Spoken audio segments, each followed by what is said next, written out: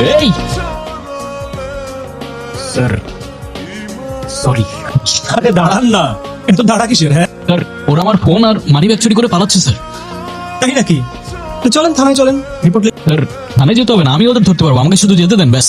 আরে আমরা থাকতে আপনি এত কষ্ট করবেন কেন? হ্যাঁ আচ্ছা স্যার, আমার ফোন লাগবে না, আমাকে শুধু যেতে দেন ব্যাস, তাহলেই চলবে। হ্যাঁ আপনার সমস্যা কি? হ্যাঁ একবার বলেন ফোন চুরি হয়েছে, আর একবার বলেন যেতে দিতে হবে। কি পাইছেন কি আপনি? স্যার, আমি চাইলেও এত কিছু আপনাকে এখন বুঝাইতে পারবো না, আমার এখানে থাকতে হবে স্যার, আমার থাকাটা অনেক ইম্পর্টেন্ট। স্যার, আমাকে যাইতে দেন প্লিজ স্যার।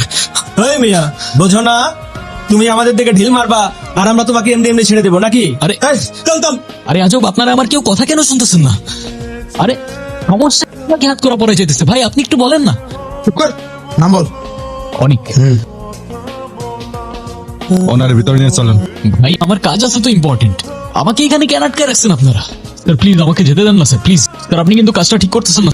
তুই পুলিশকে ঢিল মারবি আর পুলিশ তোকে ফুলের মালা দিবে নাকি? বেশ স্যার, আমি তো আপনাদের উদ্দেশ্য করে মারি নাই, আমি তো কতবারই বললাম ওরা আমার ফোন ছিনতাই করে পালাচ্ছিল। স্যার, আমাকে আজকের মতো যেতে দেন।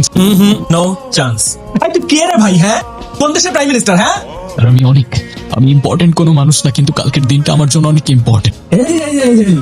লাভ স্টোরি নাকি রে? জি স্যার। আগে বলবি না, আমার তো লাভ ম্যারেজ হয়েছে।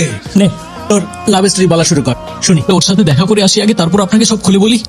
না, আগে তুই আমাকে তোর লাভ স্টোরিটা বল, আমি তোকে কথা দিচ্ছি, যা তোকে আমি ছেড়ে দেবো, প্রমিস। বল।